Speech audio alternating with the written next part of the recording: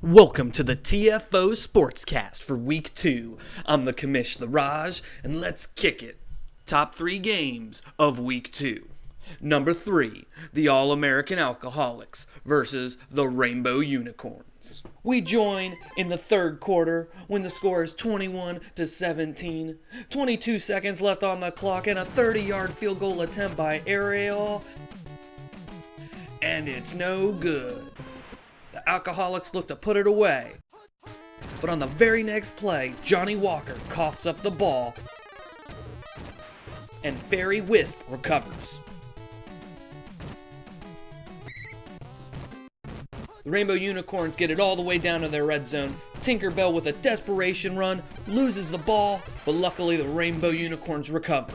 And quarterback Bell is eventually able to run it in to give the Rainbow Unicorns the lead by 3. The All-American Alcoholics have one more shot. And Jim Beam launches it to Captain Morgan. But Morgan is taken down as time expires. Alkies fall to the Unicorns, 21-24. Number 2, the Normandy Defenders versus the Disney Dissidents. This was my do not miss game of Week 2, and boy, what a game it was. At half, the Normandy Defenders led 17-14. But as the third quarter went to a close, Garris Varakian to Miranda Lawson, and now it's 24-21. The Disney Dissidents respond back with the Great Genie to Evil Bambi to go up by 4. But the Defenders called in the mothership, and a 40-yard run by Ergonaut Wreck took them to the lead, 31-28. The Disney Dissidents would have one more shot. Genie to Bambi, but it's no good. And the Normandy Defenders are able to hold off those horrendous and hideous Disney Dissidents, 31-28. Number 1, Dutch Ovens against the Westeros Guardians. This game didn't look good for them Dutch Ovens. They were down 3-21 at one point. But they rallied back with a touchdown as the last play of the third quarter. Then to begin the fourth, they hit an onside kick and recovered. But on the very next play, Nips Ahoy throws an interception to Sir Kevin. Westeros missed a field goal attempt, and Dutch Ovens, with under 2 minutes remaining, looked to Nips Ahoy, who nails Red Wings for a touchdown to bring the game within 4. The Ovens with their second onside kick of the game and second recovered of the game. And then Nips Ahoy, he looks to the teabagger for the game-winning score.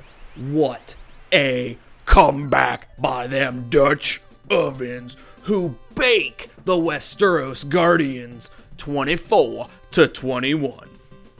My do not miss game of Week 3. My do not miss week game 3 game. The game you gotta see, you wanna see. It's part of you. It's the Care Bears versus the Philadelphia Extreme. First off, you have cuddly, beautiful, loving Care Bears, shining examples of politeness, kindness, caringness, Care Bearness, going up against the ruthless, hardcore vigilantes of ECW, the Extreme Championship Wrestling. We're talking about maniacs that are jumping off the top rope with barbed wire, headbutt, baseball bat, garbage can lid, ladder, slammeroonies. Will the Bears get ripped apart and their stuffing fill the arena? Or will that stuffing soak up the blood of ECW and show how hardcore Care Bears can be? Well, to me, both these teams, they're 2-0, and they're coming in as offensive juggernauts. 637 yards by the Philadelphia Extreme, with 579 yards by them Care Bears. And both these teams make their cheddar off the pass. Defensive-wise, The Care Bears get the check mark here. They've had 515 yards allowed, while ECW has allowed a little bit more with 577 yards. And the primary yardage they've allowed is pass. So look for a lot of passing, a lot of yardage, a lot of scores. But if I gotta give one of them an edge, it's gotta be the Care Bears, as Amigo Bear comes into this matchup the number 1 sacker in TFO with 5 sacks under his belt. But look for the Blue Meanie to prove that he's the mean machine. He's got 4 sacks on the season. It's gonna be an epic, be there, be clear, be there and clear Care Bears versus the Philadelphia Extreme. TFO News. Hogan assaulted and busted open by his own locker room. Looks like the world heavyweight champion throwing 3 interceptions left him a bloody and beaten mess by the WWF superstars. They better get it together before they bleed out and get counted out. Midgar Meteor owners Austin, Adam Camacho already threatening changes for next season for the Meteors. Rumored to be in talks with Seed, John Cena, and even the Old West.